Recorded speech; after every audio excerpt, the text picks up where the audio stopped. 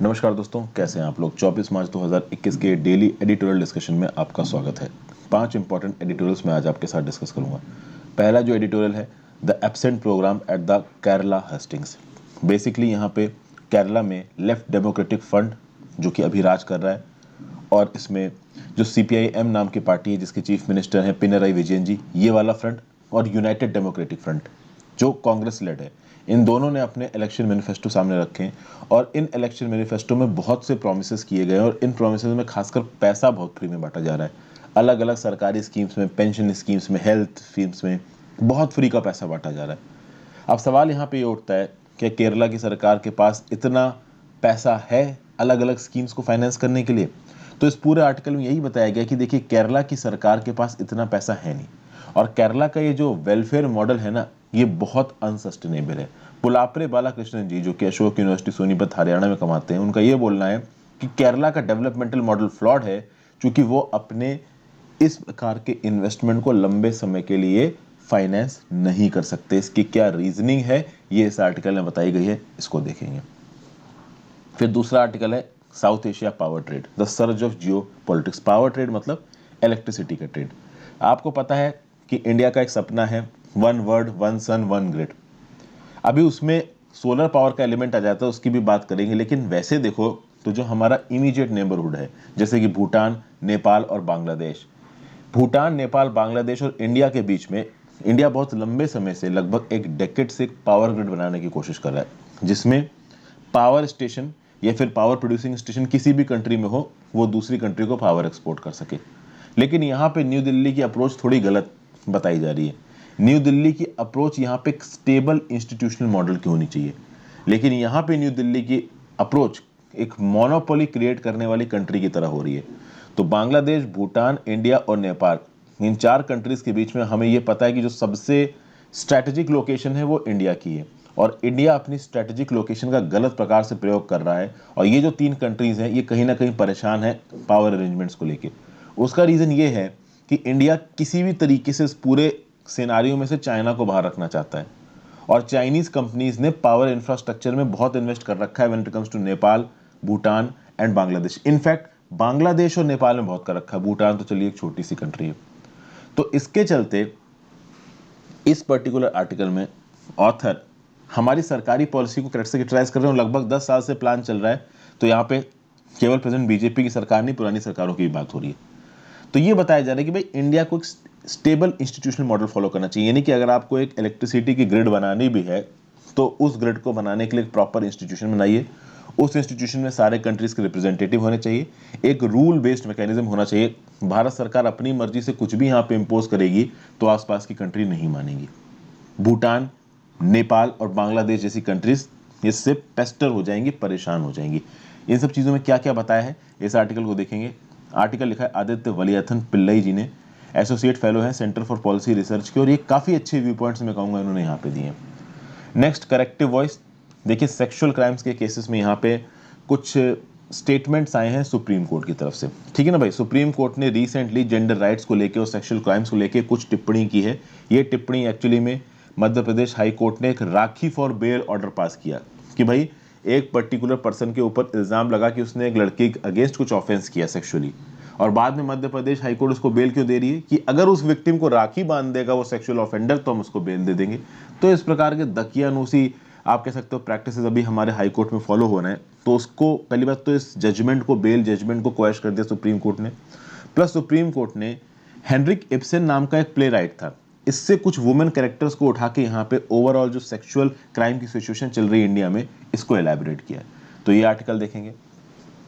फिर मुंबई मक रैकिंग, परमबीर सिंह ने जो इल्जाम लगा रखा है किसके ऊपर, आपका अनिल देशमुख साहब के ऊपर, जो कि महाराष्ट्र के होम मिनिस्टर। इसके ऊपर मैंने एक अलग से वीडियो बनाई है। परमबीर सिंह या मुंबई पुलिस कमिश्नर, मेरा नाम हर्षद द्विवेदी के साथ सर्च मारिए, आपको वो पर्टिकुलर वीडियो मिल जाएगी। मैंने वहाँ पे पूरा केस समझाया है कि कैसे सचिन वाजे लीड इन्वेस्टिगेशन ऑफिसर था, वो स्कॉर्पियो एक्सप्लोजिव एंटीलिया वाले केस में, कैसे अनिल देशमुख अपने जूनियर पुलिस ऑफिसर्स को ये बोलता था, हालांकि अनिल देशमुख होम मिनिस्टर है, कि भाई मुझे 100 करोड़ रुपया महीना ला के दो। ये बात परमबीर सिंह को पता थी पर कुछ नहीं बोला, लेकिन जब कमिश्नर पोस्ट से हटा दिए गए तब बोलना शुरू किया।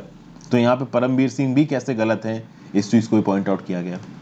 फिर एन एक्स्ट्राऑर्डिनरी लेजिस्लेटिव मेजर, ये एनसीटी बिल की बात हो रही है। इसके रिस्पेक्ट में कल भी एक आर्टिकल आया था, मैंने डिस्कस नहीं किया, आज भी आर्टिकल है, मैं डिस्कस नहीं कर रहा हूँ। उसका रीज़न ये है, एक पीपीटी बना रहा हूँ मैं, उस पीपीटी में जो पॉइंट्स मैंने अपनी ओरिजिनल वीडियो में कवर नहीं किए थे, जैसे कि अगर आप मेरे चैनल पे जाओगे तो ऑलरेडी मैंने इसके रिस्पेक्ट में एक वीडियो बना रखी है। दिल्ली है यूनियन टेरिटरी के और खासकर दिल्ली के एडमिनिस्ट्रेशन के रिस्पेक्ट में 2018 में सुप्रीम कोर्ट ने क्या बोला, NCT of Delhi amendment bill 2021 क्या कहता है, इसका पुडुचेरी के साथ कंपैरिजन क्या है, इसके रिस्पेक्ट में एक वीडियो ऑलरेडी ये मैंने बना रखी। इसके रिस्पेक्ट में जो एक्स्ट्रा पॉइंट्स आज के एडिटोरियल में और कल के एडिटोरियल में कहे गए, वो मैं पीपीटी की फॉर्म के थ्रू कोशिश करूंगा आज आपके पास ले आऊँ। आज जरूर जाएंगे, तो आज आ जाएंगे या कल आ जाएंगे, कोशिश करूंगा आज ही आ जाए। और एक फाइनल आर्टिकल है भाई, रिकैलिब्रेटिंग इंडिया ताइवान टाइज। यहाँ पे कोई बहुत कंक्रीट स्टैटिस्टिक नहीं दिए गए हैं, बट ये बताया गया कि भाई इंडिया और ताइवान, इन दोनों के टाइज जितने अच्छे हैं उतने आप कह सकते हो पब्लिक में नजर नहीं आते हैं। तो कहीं ना कहीं इन दोनों कंट्रीज के टाइज को एक अलग लेवल पे ले जाने की जरूरत है। ऑब्वियस सी बात है, इंडिया ये नहीं चाहेगा कि इंडिया के साथ ताइवान के साथ जो उसके टाइज हैं वो बहुत ज़्यादा ओपन में दिखें। उसका रीज़न क्या है? उसका रीज़न ये है कि भाई कहीं ना कहीं पीपल रिपब्लिक ऑफ चाइना नाराज़ हो सकता है, और कहीं ना कहीं भारत की सरकार इस समय किसी भी तरीके से पीआरसी यानी पीपल रिपब्लिक ऑफ चाइना को नाराज़ नहीं करना चाहती। ठीक है, तो इस पर्टिकुलर आर्टिकल में क्या क्या इंपॉर्टेंट बता रखा है, इसको भी हम लोग हल्का फुल्का देख लेंगे। तो ये 5 आर्टिकल्स डिस्कस करने वाले हैं। 5 आर्टिकल्स हैं तो थोड़ा समय लग सकता है, इसलिए जल्दी से यहाँ पे शुरुआत करते हैं डिस्कशन की। सबसे पहला जो आर्टिकल है, the absent programme at the Kerala hustings. क्या बोला जा रहा है? In the rain of promises in the political manifesto there is no evidence of the wherewithal. 2 political fronts है केरला में। एक है आपका लेफ्ट डेमोक्रेटिक फ्रंट जिसके चीफ मिनिस्टर पिनाराई विजयन है, एक है यूनाइटेड डेमोक्रेटिक फ्रंट जिसमें लीडरशिप किसकी है? कांग्रेस की है। तो यूनाइटेड डेमोक्रेटिक फ्रंट की फेस कौन है? राहुल गांधी। चीफ मिनिस्टर कौन बन सकता है? उमान चंडी। अभी हालांकि क्लियर नहीं कि चीफ मिनिस्टर कौन बनेगा। ओके, इन दोनों ने इलेक्टोरेट के सामने अपने मैनिफेस्टोज रख दिए। इलेक्शन मैनिफेस्टो आपको पता है क्या होता है? इलेक्शन मैनिफेस्टो में लिखा हुआ होता है कि भाई ये पॉलिटिकल पार्टी जीत के आ गई तो वो क्या करेगी। अच्छा, आगे बढ़ने से पहले मैं अपना सेल्फ प्रमोशन भूल गया दोस्तों, वीडियो पे लाइक का बटन, अगर अब तक आपने इस वीडियो को शेयर नहीं किया है, इस चैनल को शेयर और सब्सक्राइब नहीं किया है, बिल्कुल कर दीजिए। मुझे हेल्प करने के लिए आप ज्वाइन बटन दबा के चैनल के मेंबर हो सकते हैं। एनसीईआरटी 6 से लेकर 12 तक की science, history, geography, polity, economy की मैंने एनसीईआरटीज बना रखी हैं। कुछ बची हुई हैं अभी, तो उनको भी मैं धीरे धीरे करके बना रहा हूँ, प्रीलिम्स से पहले कंप्लीट कर दूंगा। तो आप मेरे चैनल के प्लेलिस्ट सेक्शन में जाके इन एनसीईआरटीज को चेक कर सकते हैं।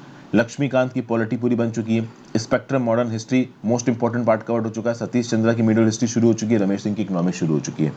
इन्वायरमेंट एंड इकोलॉजी की भी प्लेलिस्ट बनी हुई है। तो आपकी प्रिपरेशन का कॉन्क्रीट पैकेज इस चैनल पर ऑलरेडी अवेलेबल है फ्री ऑफ कॉस्ट। तो आप ज्वाइन बटन दबा के हेल्प कर सकते हो। छोटा सा कॉन्ट्रीब्यूशन इंस्टाग्राम पर फॉलो कर लीजिए, जब भी मुझे मौका मिलेगा आपके कमेंट्स का जवाब दूंगा, आपके मैसेजेस का जवाब दूंगा। टेलीग्राम ग्रुप ज्वाइन कर लीजिए इस पर्टिकुलर लेक्चर की पीडीएफ के लिए और मेरे लेक्चर्स की नोटिफिकेशन के लिए। यूट्यूब हर लेक्चर की नोटिफिकेशन नहीं भेजता।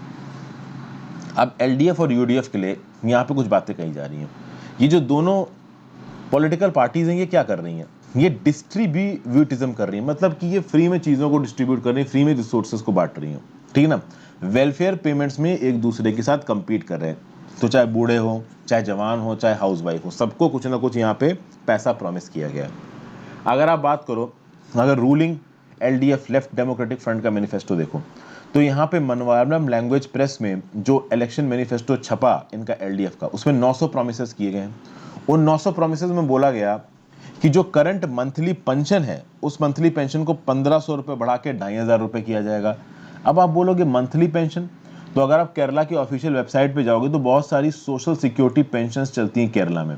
आप यहाँ पे देख सकते हैं agriculture labour pension, Indira Gandhi national old age pension, Indira Gandhi national old age pension scheme greater than 75 years, Indira Gandhi national disability scheme pension for unmarried women above 50 years. तो इस प्रकार की बहुत सारी पेंशन स्कीम्स चलती हैं आपकी केरला में, और भी चलती हैं, जिनका मंथली अमाउंट आपको यहाँ पे 1500 रुपये नजर आ रहा है प्रति महीने। ये बढ़ा के 2500 रुपये कर देगी अभी की एलडीएफ की सरकार। और अगर आप यूडीएफ की बात करो, जो कांग्रेस लेड है, वो बोल रही है कि हम भी तुमसे पीछे नहीं है। ये 2500 कर रहे हैं तो यूडीएफ बोल रहा है हम 3000 करेंगे। ये पावर में आना चाहते हैं तो पैसा कहाँ से लाएंगे वो बाद में देखेंगे, पहले प्रॉमिस कर दो लोगों को भाई हम तुमको ज़्यादा पैसा देंगे। फिर भाई जितनी भी बीपीएल फैमिलीज हैं, यूडीएफ अलायंस ने बोला है कि हम आपको पर हाउस होल्ड 6000 रुपया देंगे प्रति महीना। तो बात ये कि यहाँ पे प्रोमिसेस बहुत ज़्यादा किए जा रहे हैं, और ये रेन ऑफ प्रोमिसेस, बारिश सी हो रही है यहाँ पे प्रोमिसेस की। और इन बारिश के बीच में एक चीज़ यहाँ पे बोली जा रही है कि ये जो कुछ भी यहाँ पे प्रॉमिस किया जा रहा है ना, ये इट इज नॉट पॉसिबल। क्या बोला जा रहा है यहां पे? पहली बात तो ये जो इलेक्शन मैनिफेस्टो आए हैं लोगों को ज्यादा पसंद नहीं आए हैं।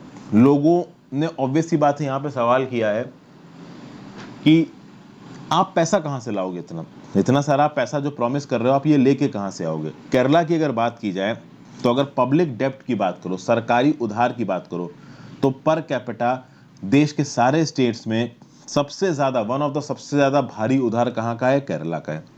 अब केरला में कोई नया रिसोर्स मोबिलाइजेशन तो समझ में आ नहीं रहा है, ना ही रिसोर्स मोबिलाइजेशन के लिए इलेक्शन पार्टी की मैनिफेस्टो में कुछ खास लिखा हुआ है, लेकिन ये जरूर बता रखा है कि हम आपको इतना पैसा देंगे, हम आपको इतना पैसा देंगे। ओके, तो कुल मिला के केरला में स्ट्रक्चरल फीचर ऑफ एक्सपेंडिचर नहीं बताए गए। कहने का मतलब ये है कि वेलफेयरिस्ट एम्बिशन तो बहुत है केरला में, ये जरूर बोला गया कि हम ये करेंगे वो करेंगे, लेकिन कहीं ना कहीं ये करने के लिए पैसा कहां से आएगा ये नहीं बताया गया। इसीलिए ये जो केरला मॉडल ऑफ डेवलपमेंट है, जिसको वेलफेयर स्टेट ऑफ डेवलपमेंट बोलते हैं, इसको इकोनॉमिस्ट के जॉर्ज द्वारा सेवरल डिकेड्स पहले ही अनसस्टेनेबल बताया था। एक इकोनॉमिस्ट के जॉर्ज, उन्होंने कई डिकेड्स पहले ये बोल दिया था कि केरला में जिस प्रकार का इकोनॉमिक डेवलपमेंट चल रहा है ना, वो बहुत लंबे समय तक सस्टेन नहीं किया जा सकता है, क्योंकि वेलफेयर आप कह सकते हो स्टेट है, मतलब लोगों के ऊपर ज्यादा खर्चा करना है, लोगों को बहुत सारी सब्सिडीज देनी है, लोगों को बहुत सारा पैसा देना है, लेकिन उस पैसा को देने के लिए सब्सिक्वेंटली जो इकोनॉमिक एक्टिविटी प्रमोट करनी है, जो बिजनेसेस प्रमोट करने हैं, जो कैपिटल गुड्स बनाने हैं, जो इंफ्रास्ट्रक्चर बनाना है, वो नहीं बनाया जा रहा है। इसलिए लॉन्ग टर्म में के जॉर्ज ने पहले ही बोल दिया था कि जो केरला का डेवलपमेंट मॉडल है वो काम नहीं कर पाएगा। जो राज्य की पॉलिटिकल पार्टीज हैं कहीं ना कहीं वो पैसा खत्म करती रही, लेकिन उन्होंने के जॉर्ज की बात पे ध्यान नहीं दिया। इंटरजनरेशनल डेप्ट शिफ्टिंग हो रही। इंटरजनरेशनल डेप्ट शिफ्टिंग क्या हो रही है? आज की डेट में केरला में हो क्या रहा है कि ये लोग उधार उठा उठा के पैसा खत्म कर रहे हैं, और ये उधार चुकाएगा कौन? अगली जनरेशन।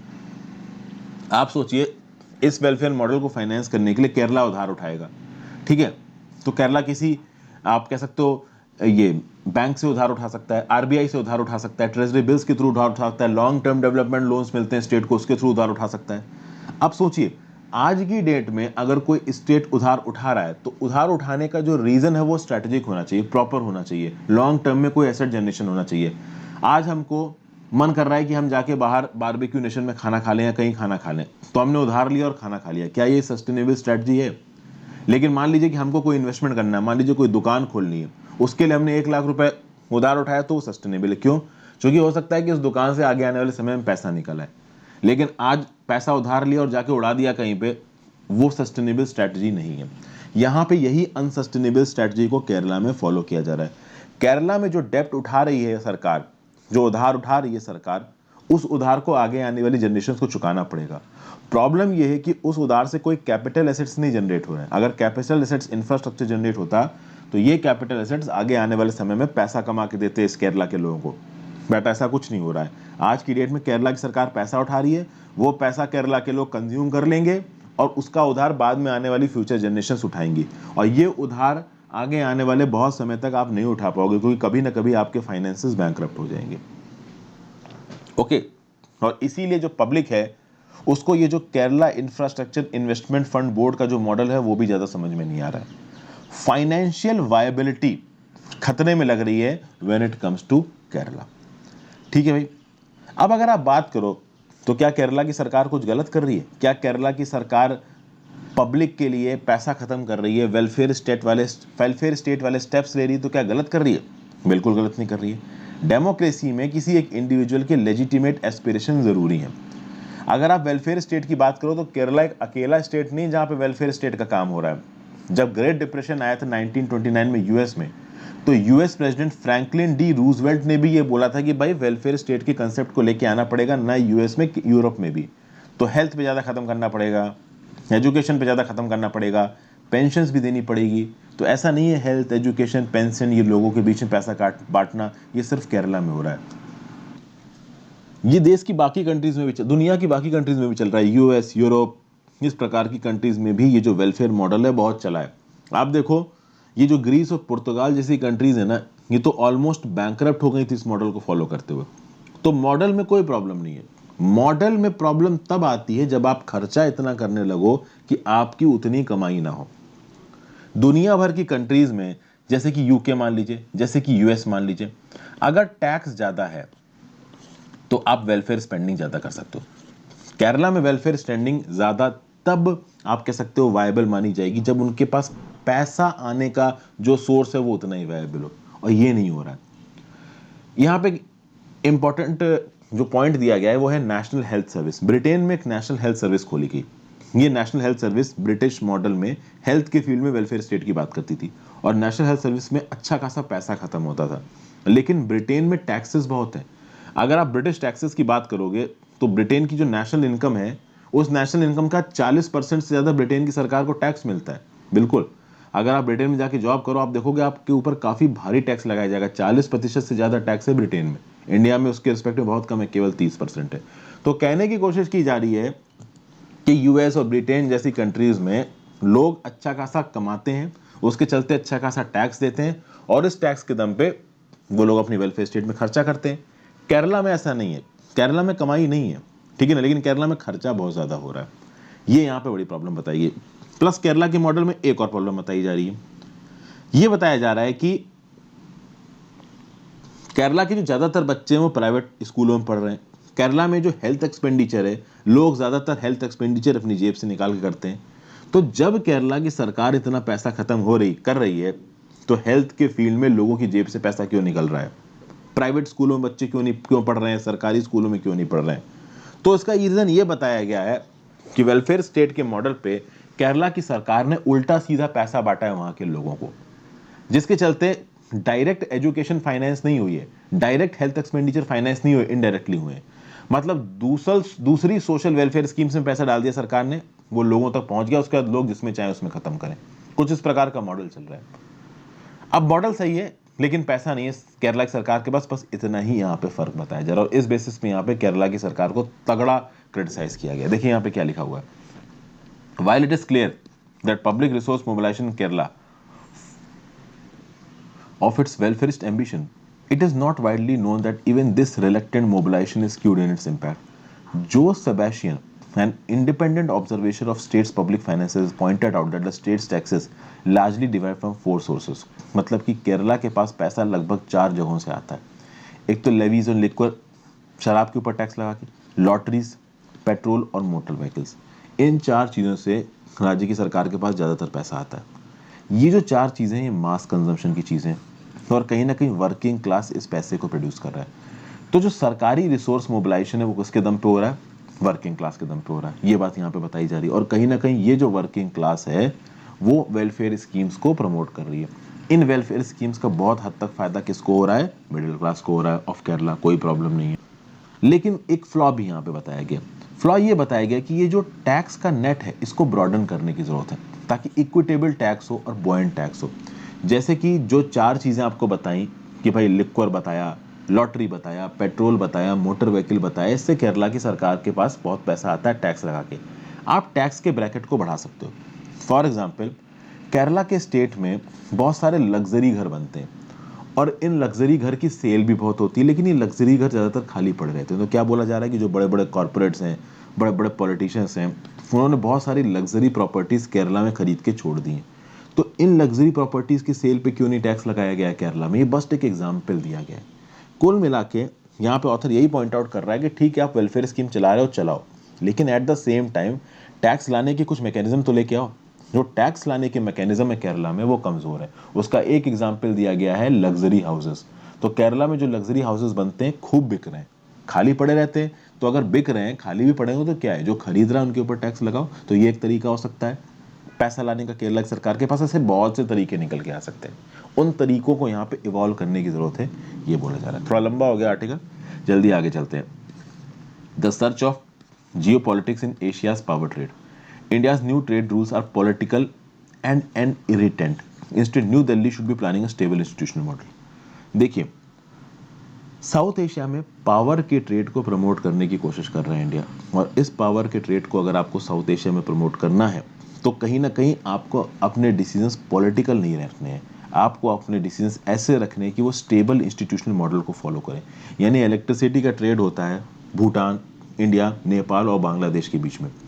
तो इस ट्रेड को रेगुलेट करने के लिए अगर एक स्टेबल इंस्टीट्यूशनल मॉडल होगा, एक अलग से आप इंस्टीट्यूशन बना दो, जो कि रूल्स बनाएगा, जो कि मैटर्स को एडजुडिकेट करेगा, तो ज़्यादा कॉन्फिडेंस निकल के आएगा। न्यू दिल्ली कुछ ऐसे नियम कानून बना रही है जिससे बाकी 3 कंट्रीज को, यानी बांग्लादेश, भूटान और नेपाल को कुछ परेशानियां हो सकती हैं। तो रिसेंटली भारत सरकार ने कुछ नए रूल्स रिलीज किए हैं जो कि इलेक्ट्रिसिटी के ट्रेड को अक्रॉस द बॉर्डर्स रेगुलेट करेंगे। तो ये जो नियम कानून है साउथ एशियन इलेक्ट्रिसिटी मार्केट के कंटोर्स को डिसाइड करता है। यहाँ पे जो नए नियम कानून बनाए हैं इंडिया ने, कहीं ना कहीं ये इंडिया के पॉलिटिकल इंटरेस्ट को प्रमोट करते हैं। लेकिन अगर इंडिया के पॉलिटिकल इंटरेस्ट को प्रमोट कर रहे हैं तो हो सकता है बांग्लादेश, भूटान और नेपाल को उतना फायदा ना हो। अभी जो रिसेंट नियम निकाले हैं इलेक्ट्रिसिटी के ट्रेड को लेके, पावर के ट्रेड को लेके भारत सरकार ने, उसमें प्रॉपर लिमिट रखी गई है कि भारत से इलेक्ट्रिसिटी कौन खरीद सकता है और भारत में इलेक्ट्रिसिटी कौन बेच सकता है। अब इन नियम कानूनों में कोई प्रॉब्लम नहीं है। देखिए, ऐसा कुछ नहीं है कि बांग्लादेश में कोई पावर फर्म है या भूटान में है, नेपाल में, तो इंडिया में इलेक्ट्रिसिटी नहीं बेच सकती। बिल्कुल बेच सकती है। लेकिन प्रॉब्लम यह है कि बांग्लादेश में किसी चाइनीज कंपनी ने पावर प्लांट खड़ा किया है और वो चाइनीज कंपनी अपनी इलेक्ट्रिसिटी को इंडिया को बेचना चाहे तो नहीं बेच सकती है। मतलब थर्ड पार्टी कंट्रीज की इन्वॉल्वमेंट को यहाँ पे इंडिया ने रोक दिया और इंडिया के लिए बहुत जरूरी है। ऑब्वियस सी बात है, इंडिया पूरे साउथ एशियन सिनारियो में, साउथ एशियन सिनारियो क्या, ग्लोबली चाइना के स्ट्रेटेजिक प्रेशर्स को रिवर्ट कर रहा है। आपको पता है चाइना जिस हद तक हो सकता है इंटरनेशनल मार्केट में इंडिया के अगेंस्ट काम करता है, चाहे वो यूनाइटेड नेशन सिक्योरिटी काउंसिल में टेररिस्ट की ब्लैक लिस्टिंग को रोकना हो, चाहे चाइना पाकिस्तान इकोनॉमिक कॉरिडोर को पाकिस्तान ऑक्युपाइड कश्मीर से पास कराना हो। चाइना ने कभी भी इंडिया के एक्सटर्नल, आप कह सकते हो, अफेयर्स के बारे में स्ट्रेटेजिकली नहीं सोचा। तो ऑब्वियस ही बात है हम भी चाइना के बढ़ते हुए इन्फ्लुएंस को काउंटर करेंगे जो भी हमारे लिमिटेड मीन्स है उससे। अब ये काउंटर करने के लिए इंडिया की सरकार ने अभी रिसेंटली इलेक्ट्रिसिटी नियम इंट्रोड्यूस किए। अब ये इलेक्ट्रिसिटी नियम देखिए क्या बोल रहे हैं। In masterful legalese the rules strongly discourage the participation of plants owned by a company situated in a third country with whom India shares a land border and does not have a bilateral arrangement on power sector। Bilateral agreement on power sector क्या है? देखिए, India ने बांग्लादेश के साथ, नेपाल के साथ, भूटान के साथ पावर शेयरिंग एग्रीमेंट साइन कर रखे हैं। तो हमारे पावर प्लांट्स अगर कोई पावर प्रोड्यूस करेंगे तो हम भूटान को दे सकते हैं, भूटान के पावर प्लांट्स अगर कोई पावर प्रोड्यूस करेंगे तो वो हमें बेच सकते हैं। तो इस नियम से होगा क्या? इस नियम से होगा ये कि देखिए, नेपाल, भूटान और बांग्लादेश के साथ हमने पावर एग्रीमेंट साइन कर रखे हैं, तो ये कंट्रीज हमें पावर बेच सकती हैं, हम इन कंट्रीज को पावर बेच सकते हैं। लेकिन नेपाल, भूटान और बांग्लादेश में अगर किसी चाइनीज कंपनी ने किसी पावर सेक्टर की कंपनी में इन्वेस्ट कर रखा है तो वो चाइनीज कंपनी ना हमें पावर बेच सकती है और ना हम उसको अपनी पावर बेच सकते हैं। तो कहीं ना कहीं चाइनीज इन्वेस्टमेंट्स नेपाल, भूटान, बांग्लादेश में जो हुई हैं वो पावर ट्रेडिंग एग्रीमेंट्स इंडिया के साथ नहीं हो सकते। पहली बात ये बताया गया। दूसरा, ट्राईपार्टाइट ट्रेड भी यहाँ पे रोका गया है। कैसे? देखिए, मान लीजिए भूटान को बांग्लादेश में इलेक्ट्रिसिटी एक्सपोर्ट करनी है और बीच में इंडिया का ग्रिड इस्तेमाल कर रहा है। चूंकि आपको पता है कि भूटान और बांग्लादेश का कोई लैंड बॉर्डर तो है नहीं, बीच में पड़ता है इंडिया, वेस्ट बंगाल। तो अभी वेस्ट बंगाल का जो ग्रिड है इंडिया का, पावर ग्रिड का या किसी भी और कंपनी का, उस ग्रिड को इस्तेमाल करके भूटान में बनी हुई इलेक्ट्रिसिटी को बांग्लादेश में बेचा जा सकता है। लेकिन पावर किसके थ्रू पास होगी? इंडिया के थ्रू पास होगी। ये बाय ट्राइलेटरल ट्रेड भी अलाउड है। लेकिन शर्त यहाँ पे ये है कि जो भूटान और बांग्लादेश में जो कंपनीज हैं जो ये पावर को ट्रेड कर रही हैं, इनमें कोई चाइनीज कंपनी नहीं होनी चाहिए। और ये इन रूल्स में साफ साफ ये बोला गया है कि आगे आने वाले समय में भारतीय सरकार इलेबोरेट सर्वेलेंस प्रोसीजर्स को यहाँ पे अडॉप्ट करेगी, जिसके थ्रू भारतीय सरकार रेगुलरली डिटेक्ट करेगी changes in the ownership patterns of entities trading with India. यानी वो एंटिटीज जो इंडिया के साथ इलेक्ट्रिसिटी को ट्रेड कर रही हैं, हम उसकी ओनरशिप को चेक करते रहेंगे। कुल मिलाकर इंडिया क्या बोलने की कोशिश कर रहा है कि अगर चाइनीज ओनरशिप है then we will not be involving in business with you. समझ गए? अब यहाँ पे अगर आप इलेक्ट्रिसिटी पॉलिसीज की बात देखो तो अनप्रिडिक्टेबिलिटी के बीच में यहाँ पे कुछ श्योरिटी आई है। लेकिन ऑब्वियस ही बात है, ये जो श्योरिटी है ये आसपास की कंट्रीज को पसंद नहीं आएगी। नेपाल और बांग्लादेश के पास इतना तगड़ा ना R&D है, ना रिसर्च एंड डेवलपमेंट उनका इतना अच्छा है, ना ही उनके पास इतना पैसा है कि वो अपने दम पे पावर प्लांट बना सके। ज़्यादातर केसेस में चाइनीज़ कंपनीज ही आके यहाँ पे पावर प्लांट बनाती हैं और इंडिया ने बोल दिया तुम्हारे चाइनीज़ कंपनी वाले पावर प्लांट के साथ हम डीलिंग ही नहीं करेंगे। तो क्या ये बात नेपाल और बांग्लादेश को पूरी तरीके से समझ में आएगी? ऑब्वियस सी बातें यहाँ पे समझ में नहीं आएगी। ये जो इलेक्ट्रिसिटी का आप कह सकते हो मुद्दा है, 2014 क्या 2010 के समय से बहुत न्यूज़ में है। लगभग 10 साल से हम लोग कहीं ना कहीं नेपाल, भूटान और बांग्लादेश के साथ नेगोशिएट कर रहे हैं when it comes to trading electricity.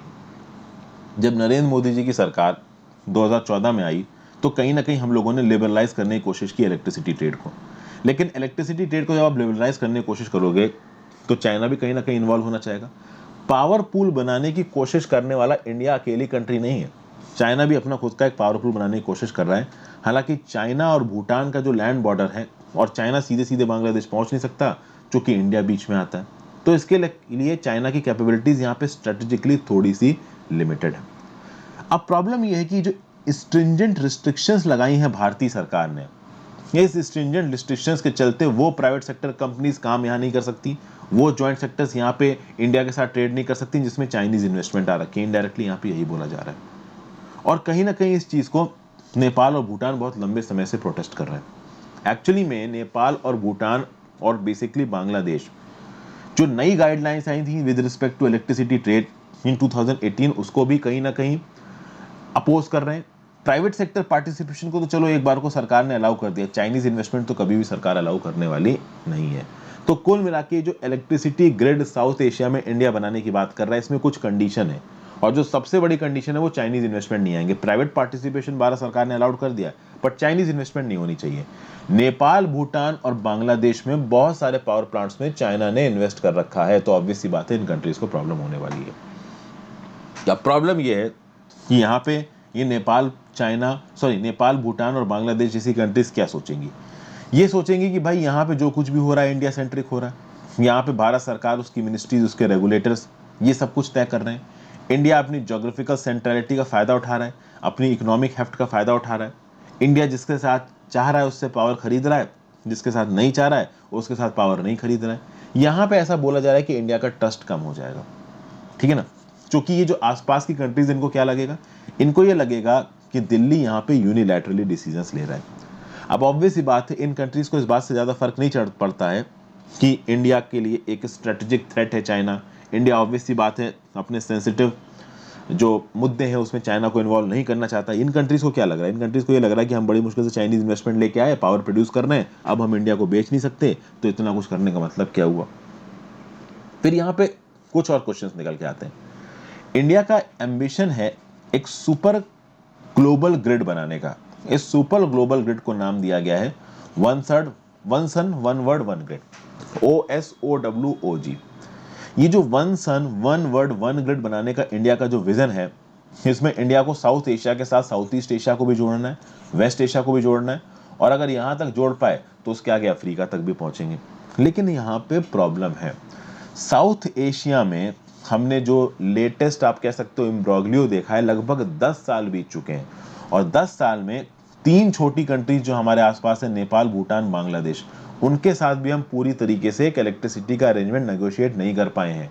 तो जब 3 कंट्रीज जो कि हमारे इमीडिएट नेबरहुड में हैं, हमारे ऊपर पावर के फील्ड में डिपेंडेंट हैं, हमसे छोटी हैं, कहीं ना कहीं स्ट्रेटेजिकली हमारे ऊपर डिपेंडेंट हैं, उनके साथ हम एक पावर एग्रीमेंट निगोशिएट नहीं कर पा रहे हैं, तो one sun one world one ग्रुड में तो 12-15 कंट्रीज के साथ हमको पावर निगोशिएट करनी है, बॉर्डरलेस ट्रेड की बात करनी है। तो जब 3 कंट्रीज के साथ निगोशिएशन इतना मुश्किल हो रहा है, तो 12-15 कंट्रीज के साथ निगोशिएशन कितना मुश्किल होगा, ये बात यहाँ पे बताने की कोशिश कर रहा है ऑथर। इसलिए ऑथर यहाँ पे बोल रहा है कि बेस्ट तरीका क्या है? बेस्ट तरीका यह है कि आप एक इंस्टीट्यूशनल स्ट्रक्चर बनाइए। जब एक इंस्टीट्यूशनल स्ट्रक्चर बनता है तो एक ट्रस्ट का माहौल आता है। चाइना की अगर आप बात करो तो चाइना ऑब्वियस सी बात है, आप एक एग्रेवेटेड मॉडल को लेके चलता है। इंडिया का जो इन्वेस्टमेंट होता है उसको ट्रस्ट वर्दी माना जाता है। इंडिया अपने इन्वेस्टमेंट को और ट्रस्ट वर्दी कैसे बना सकता है? अपने स्ट्रक्चर को इंस्टीट्यूशनल करके। तो कुल मिला के एक ऐसा ऑर्गेनाइजेशन, एक ऐसा इंस्टीट्यूशन बनना चाहिए भारत सरकार को, जिस ऑर्गेनाइजेशन में जितनी भी कंट्रीज के साथ इलेक्ट्रिसिटी की डीलिंग करना चाहता है इंडिया, उन कंट्रीज को रिप्रेजेंटेशन मिले, प्रॉपर वोटिंग प्रोसीजर से डिसीजन लिए जाएं। भारत सरकार यूनिलैटरली यहाँ पे डिसीजन इंपोज करती ना घूमे, जैसा कि वो यहाँ पे करती हुई नजर आ रही है। अब यहाँ पे भारत सरकार अपना हित देख रही है, कोई भी सरकार अपना हित देखेगी, लेकिन वो हित बाकी कंट्रीज के हित के अगेंस्ट जा रहा है, बस यही बोल रहे हैं ऑथर। और यहाँ पे एक बात और बोली जा रही है, ये जो one sun one world one grid वाला कंसेप्ट है ना, ये बहुत साउंड कंसेप्ट है, ये बहुत पोटेंट कंसेप्ट है, इसमें बहुत पोटेंशियल है। रेन्यूएबल एनर्जी ट्रांजिशंस आज की डेट में बहुत इंपॉर्टेंट हो गए कोविड-19 के पैंडेमिक के बाद। और दुनिया भर में जो भी इन्वायरमेंटल प्रॉब्लम्स हो रही है, ग्लोबल वार्मिंग हो रही है, ठीक है, टेम्परेचर्स बढ़ रहे हैं, उसको देखते हुए दुनिया भर में रेन्यूएबल एनर्जी ट्रांजिशन की बात की गई है। तो अगर one sun one world one grid जैसा कुछ भी बनाया जा सकता है तो दिस इज वर्थ कंसीडरिंग। इसमें मल्टीपल कंट्री ग्रिड्स बनेंगे और मल्टीपल कंट्री ग्रिड्स में कंसोलिडेटेड बेसिस पे रेन्यूएबल एनर्जी प्लांट्स होंगे। तो सबसे पहली बात तो एक बड़े एरिया के लिए इलेक्ट्रिसिटी को आप इंश्योर कर पाओगे। दूसरा, हाइड्रो पावर, गैस प्लांट्स और कोल प्लांट्स के ऊपर जो डिपेंडेंस है अलग अलग कंट्रीज की वो कम हो जाएगी। प्रॉब्लम है यहाँ पे डीलिंग की। 3 कंट्रीज के साथ जैसा कि मैंने बताया इंडिया को डील करने में प्रॉब्लम हो रही है। तो जब बात होगी 12-15 कंट्रीज की, इंडिया कैसे डील करेगा, ये एक बड़ी बात है। तो अगर यहाँ पे इंडिया सिर्फ अपने पॉलिटिकल हेफ्ट को देख के चलेगा, अपने इंटरेस्ट को देख के चलेगा, तो बाकी कंट्रीज को ऑन बोर्ड ला पाना इंडिया के लिए काफी मुश्किल हो जाएगा। ये बात यहाँ पे बताई जा रही। नेक्स्ट आर्टिकल पे चलते हैं, corrective voice. The supreme court did well to lay down guidelines for the judiciary in dealing with cases of sexual crime. यहाँ पे देखिए क्या लिखा जा रहा है। While recognizing society's deep-rooted patriarchy and initiating a course correction in the way of judiciary itself views gender rights, the Supreme Court went back to Henrik Ibsen, a playwright known for its feisty woman creators who break free of the traditions of familiar confines and notions of social propriety. Henrik Ibsen नाम का playwright है, इसको coat करके supreme court ने यहाँ पे कुछ observations दी हैं। इस हेनरिक इब्सन नाम के प्लेराइट में कुछ ऐसे वुमेन्स की बात की है जिन वुमेन्स ने सोसाइटल नॉर्म्स को तोड़ के अपने हिसाब से जिंदगी जीने की बात करी। यहाँ पे एक्चुअली में पूरा का पूरा केस सुप्रीम कोर्ट में कैसे पहुंचा। मध्य प्रदेश हाई कोर्ट ने एक सेट ऑफ गाइडलाइंस को रिलीज किया है 18 मार्च को। मध्य प्रदेश हाई कोर्ट ने भी क्या किया कि एक सेक्सुअल ऑफेंडर को बेल दे दी। और बेल कैसे दी? राखी फॉर बेल ऑर्डर। मतलब जिसके खिलाफ उसने सेक्सुअल क्राइम कमिट किया उससे उसने राखी बंधवाई और राखी बंधवा के उसने उसका भाई बोला अपने आप को और फिर बोला कि भाई मैं इसकी रक्षा करूंगा और इसलिए मध्य प्रदेश हाई कोर्ट ने बेल दे दी। अब मध्य प्रदेश हाई कोर्ट के भर भर के सुनाया जा रहा है। यहाँ पे सुप्रीम कोर्ट ने इस मध्य प्रदेश के हाई कोर्ट के बेल ऑर्डर को क्वैश कर दिया और बोला है कि सुप्रीम कोर्ट ने बोला कि जिस प्रकार से जुडिशरी इंडिया में सेक्सुअल क्राइम्स को डील करती कहीं ना कहीं उसको बदलने की जरूरत है। ठीक है, यहाँ पे 2 मेंबर बेंच ऑफ जस्टिस बैठे हैं, एक है एम खानविलकर साहब, एक है एस रविंद्र भट्ट। उन्होंने बोला है कि ये जो एक्सक्लूसिवली मैस्कुलिन सोसाइटी बनी हुई है यहाँ पे वुमन अपने हिसाब से चीजें नहीं कर पाती है और कहीं ना कहीं यहाँ पे एक गाइडलाइन दी है सुप्रीम कोर्ट ने जो कि सारे फ्यूचर जुडिशियल प्रोक्लेमेशंस का बेस बन के हमारे सामने आएगा। ये आप कह सकते हो this is a sort of corrective voice bye judiciary. Judiciary को रिसेंटली बहुत सारी बातों को लेके स्पेसिफिकली वुमेन सेक्सुअल ऑफेंसेस को लेके काफी क्रिटिसाइज किया गया। कुछ समय पहले ही जो हमारे सुप्रीम कोर्ट के जज हैं बोबड़े साहब, उन्होंने एक वर्चुअल हियरिंग के दौरान बोल दिया कि भाई क्या एक रेपिस्ट एक लड़की के साथ शादी करेगा। तो इस प्रकार के आप कह सकते हो स्टेटमेंट्स के चलते बोबड़े साहब को काफी ऑलरेडी सुनाया जा चुका है। बोबड़े साहब ने बोला कि भाई आपने हमारे जो मेरे स्टेटमेंट्स थे उसको मिसकोट किया। कुल मिला के ये जो खानविलकर और भट्ट की बेंच है इसने जितने भी कोर्ट्स हैं इंडिया में उनको ये गाइडलाइन इशू की है कि भाई किसी भी सेक्सुअल वायलेशन के केस में, सेक्सुअल ऑफेंस के केस में आप मैरिज को या किसी भी और प्रकार के कॉम्प्रोमाइज को इंपोज करके उस पर्टिकुलर ऑफेंडर को नहीं छोड़ सकते। समझ गया बात को? यहाँ पे ये बोला गया। कहने का मतलब ये है कि जो लोग हैं जो कि ये बोल देते हैं कि हाँ भाई मैंने जिसका रेप किया मैं उससे शादी कर लूंगा, हाँ भाई किसी प्रकार की बैक एंड में मंडवली हो गई कि ठीक है भाई लड़की ने बोल दिया कि हाँ इसने मेरे खिलाफ कुछ भी नहीं किया। एक बार अगर सेक्सुअल ऑफेंस का केस दायर हो गया है तो सजा मिलनी चाहिए, फिर वो आदमी भले उस रेपिस्ट से शादी ही क्यों ना कर रहा हो। ये बात क्लियरली यहाँ पे बोली है और यही इंस्ट्रक्शंस यहाँ पे खानविलकर भट्ट बेंच ने देश के जितने भी कोर्ट्स हैं उनको इशू किया है। साफ साफ इन्होंने इंस्ट्रक्ट कर दिया है इंडिया के सारे कोर्ट्स को कि आप किसी भी प्रकार का कॉम्प्रोमाइज और ये जो शादी जैसी चीजें हैं जिसके चलते ये बोला जाता है कि हाँ भाई ठीक है चलो सेक्सुअल ऑफेंडर ने विक्टिम से शादी कर ली तो उसको छोड़ दो, उसको बेल दे दो, इसको बाइज्जतबरी कर दो, ये आप नहीं करोगे।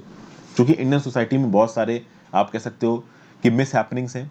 जो आदमी है वो सेक्सुअल क्राइम्स को वुमेन के कपड़ों से एसोसिएट करते हैं, वुमेन रात में अकेले घूम रही थी, इन सब चीज़ों से एसोसिएट करते हैं। तो ये चीज़ें बंद होनी चाहिए और इन सब चीज़ों को बंद करने के लिए सबसे आगे कौन आना चाहिए? जुडिशरी आनी चाहिए। यहाँ पे कुछ और चीज़ों को कोट किया है सुप्रीम कोर्ट ने, जैसे कि बैंकॉक जनरल गाइडेंस फॉर जजेस on applying a gender perspective in south east Asia. तो ये जो बैंकॉक जनरल गाइडेंस है फॉर जजेस on applying a gender perspective in south Asia, यहाँ पे बेंच ने एक होस्ट ऑफ अवॉइडेबल स्टीरियोटाइप्स को पॉइंट आउट किया। ये बोला गया कि भाई एक जनरल फीलिंग है सोसाइटी में कि वुमेन्स फिजिकली वीक होती हैं। दूसरी जनरल फीलिंग क्या है कि जो मेन है घर का जो मुखिया होता है वो मेन होता है। और उसको ही फैमिली से रिलेटेड सारे डिसीजंस लेना चाहिए। जो वुमेन है उसको मेल मुखिया की तरफ सबमिसिव होना चाहिए, ओबीडियंट होना चाहिए। ये सब सोसाइटल प्रेजुडाइसेस है, इनको खत्म होने की जरूरत है। बहुत लंबे समय तक सोसाइटी की इन इनग्रेज प्रेजुडाइसेस से वुमेन लड़ रही हैं, और कहीं ना कहीं ये जो जेंडर वायलेंस है इसमें कल्चर ऑफ साइलेंस ब्रेड हो रहा है। मतलब कि वुमेन के अगेंस्ट वायलेंस होता है और वुमेन चुपचाप उस वायलेंस को झेल लेती हैं। तो ये जो अनइक्वल पावर इक्वेशंस इंट्रेंस्ड है हमारी सोसाइटी में when it comes to men and women, cultural and social norms, इनको खत्म होना चाहिए। वुमेन की जो फाइनेंशियल डिपेंडेंस है और जो पॉवर्टी है वो खत्म होना चाहिए। और जब ये खत्म होगा तो कहीं ना कहीं हो सकता है आगे आने वाले समय में वुमेन के अगेंस्ट जो वायलेंस के इंसिडेंट्स हैं वो भी कम हो जाए। तो यहाँ पे आप कह सकते हो कि एक बहुत ही एक्सपेंसिव डेफिनेशन दी है, एक बहुत ही एक्सपेंसिव जुडिशियल, एक्सपेंसिव कह रहा हूँ, मतलब कि एक ब्रॉड जुडिशियल प्रोक्लेमेशन आया है सेक्सुअल ऑफेंसेस को लेके। साफ साफ सुप्रीम कोर्ट ने देश की सारी कोर्ट्स को, जुडिशरी को बोल दिया, including high court and subordinate courts, कि किसी भी सेक्सुअल ऑफेंसेस के केस में आप किसी भी प्रकार का कॉम्प्रोमाइज नहीं करेंगे, कॉम्प्रोमाइज के बेसिस पे बेल नहीं होगी, और ना ही वो पर्सन उस रेपिस्ट, मतलब जिसका उसने सेक्सुअल ऑफेंस किया है, उसके साथ शादी कर रहा है, इस बेसिस पे भी आप उसको नहीं मतलब छोड़ोगे। तो किसी भी प्रकार का यहाँ पे कॉम्प्रोमाइज नहीं होना चाहिए। देखिए, एक लड़की किससे शादी करना चाहती है ये उसकी आज़ादी है, वो अगर अपने रेपिस्ट से भी शादी करना चाहती है तो वो शादी कर सकती है, उसको रोका नहीं जा सकता। लेकिन इसका मतलब ये नहीं है कि उस रेपिस्ट को सजा नहीं मिलेगी, जो काम उसने किया है उसके लिए उसको सजा दी जाएगी। ठीक है, तो मतलब सुप्रीम कोर्ट यहाँ पे जेंडर स्टीरियोटाइपिंग को खत्म करने की कोशिश कर रहा है। और इसके रिस्पेक्ट में ऐसा नहीं कि सुप्रीम कोर्ट ने पहले कुछ नहीं किया। जस्टिस डीवाई चंद्रचूड़ साहब ने secretary ministry of defence versus Babita Punia के केस में यह बोला था कि भाई वुमेन को इंडियन आर्मी में जिस प्रकार से अलग ट्रीट किया जाता है, जिस प्रकार से अपने मेन काउंटर पार्ट से अलग ट्रीट किया जाता है, ये गलत है। इनको इक्वल सिटीजन्स की तरह ट्रीट करना चाहिए। अनुज गर्ग के केस में भी नोशन ऑफ रोमांटिक पैटर्नलिज्म वुमेन को एक केज में बंद कर देता है। नोशन ऑफ रोमांटिक पैटर्नलिज्म क्या हो गया कि भाई हस्बैंड और वाइफ, अभी वाइफ के लिए जो हस्बैंड है वो एक पैटर्नल फिगर का काम कर रहा है, एक रोमांटिक, जिसके साथ वो एक लव के रिलेशन में भी इन्वॉल्व है, लेकिन उसकी बात सुन रही है। तो मतलब ऐसा होता है ना कि एक वुमेन और मेन के रिलेशन में एक वुमेन मैन की बात सुन रही है, वो रोमांटिक पैटर्नलिज्म हो गया कि हाँ भाई चलो हस्बैंड है तो इसकी बात मान लेते हैं। इस प्रकार की चीजों के अगेंस्ट भी सुप्रीम कोर्ट पहले बोल चुकी है। तो सुप्रीम कोर्ट यहाँ पे बहुत ओपनली आके वुमेन के अगेंस्ट बाइस के लिए बोल रही है, और देश भर के इंपॉर्टेंट इंस्टीट्यूशन, साथ साथ जितने भी हाई कोर्ट्स हैं, जितनी भी दूसरी जुडिशरी, उनको एक संदेश भेज रही है कि भाई वुमेन राइट्स के रिस्पेक्ट में जब भी कोई केस आपके सामने आएंगे, किसी भी प्रकार का मैंडेट, किसी भी प्रकार का कॉम्प्रोमाइज, किसी भी प्रकार का ये मैरिज के नाम पे बेल देना, ये नहीं होना चाहिए।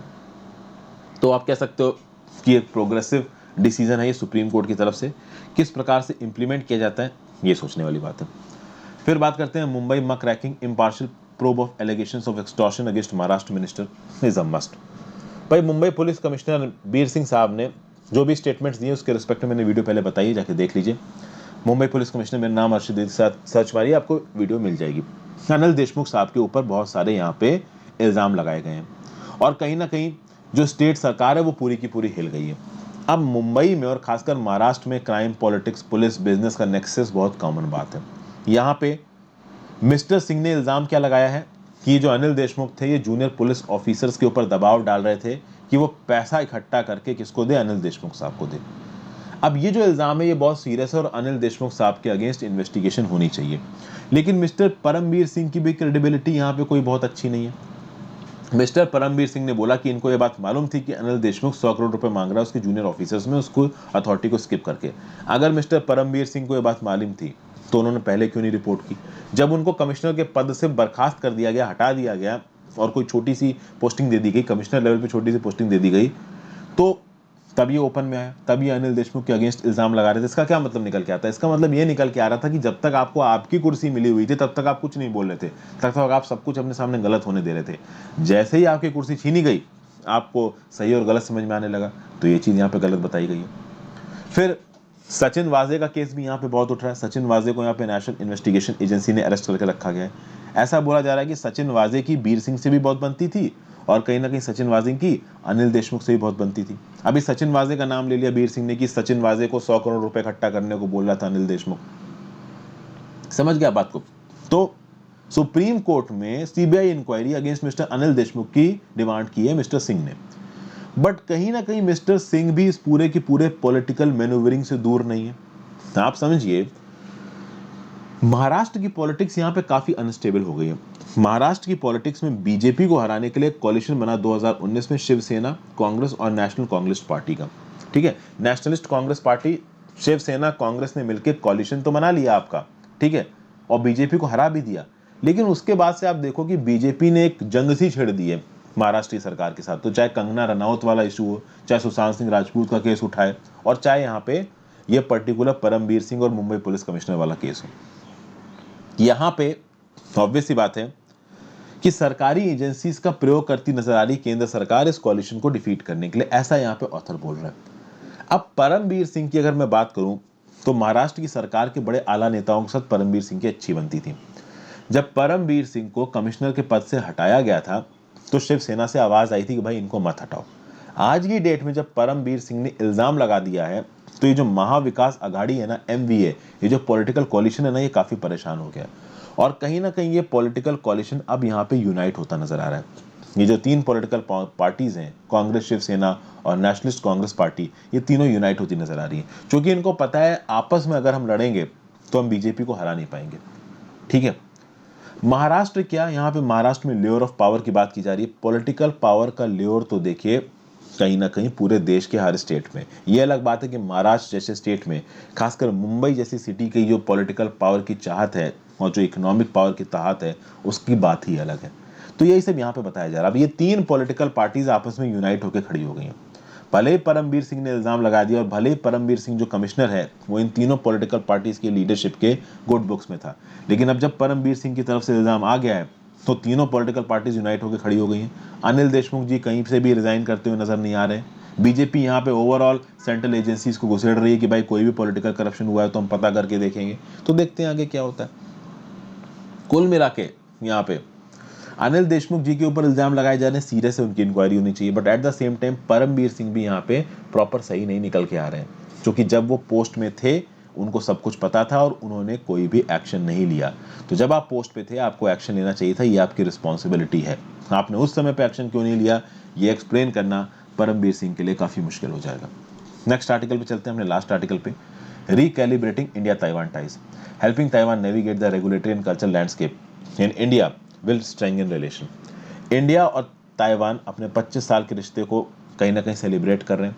अगर आप बात करोगे तो इंडिया और ताइवान के रिश्ते बहुत ज़्यादा ओपन में नहीं है। इंडिया बहुत ज़्यादा रिलेशनशिप्स को ओपन में नहीं आना चाहता है, क्योंकि दिल्ली और ताइपा के ओपन रिलेशंस कहीं ना कहीं पीपल रिपब्लिक ऑफ चाइना को परेशान करेंगे, क्योंकि पीपल रिपब्लिक ऑफ चाइना का ओपन स्टैंस ये है कि आप केवल एक चाइना के साथ रिश्ते रखो और वो है people Republic of China.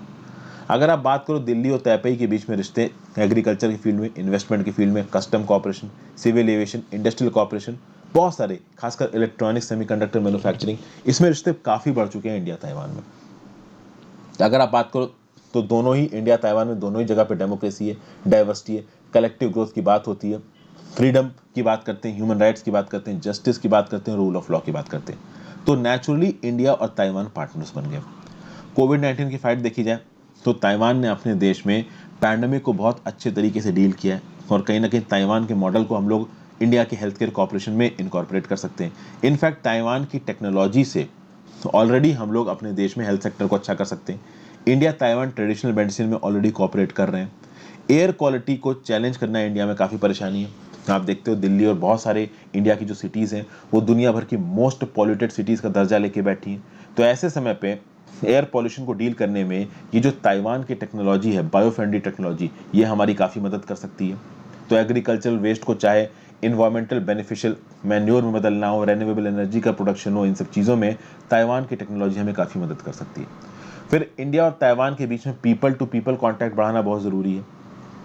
Cultural exchange soft और हार्ड रिलेशंस को इंप्रूव करने में बहुत मेजर टूल होता है, और इसके लिए टूरिज्म बहुत इंपॉर्टेंट है।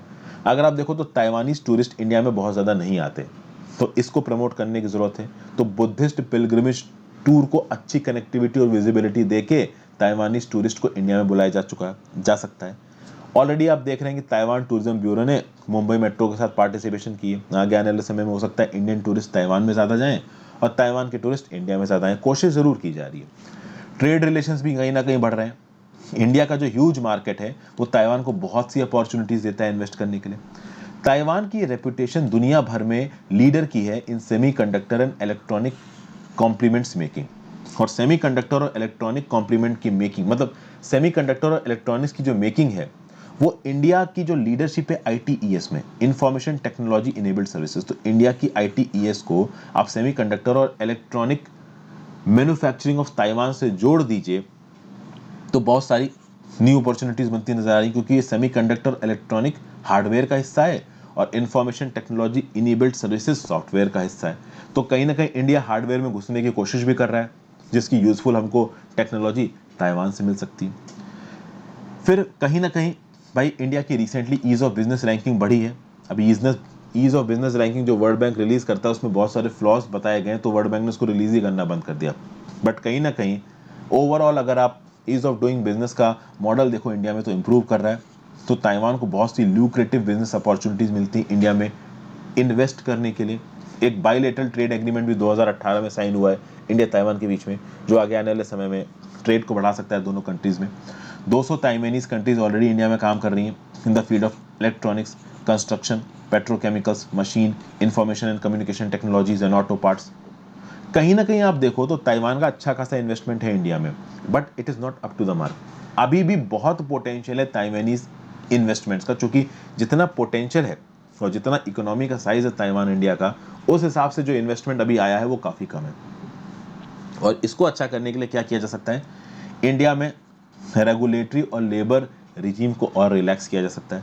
अभी जो विंस्ट्रॉन प्लांट वाला जो इंसिडेंट हुआ था जहां पे लेबर की सैलरी नहीं गई थी, उसके चलते जो विंस्ट्रॉन कंपनी है जो कि ताइवान में बेस्ड है, इसको काफ़ी प्रॉब्लम झेलनी पड़ी थी। तो इस प्रकार के जो इंसिडेंसेस है वो कम हो जाएं।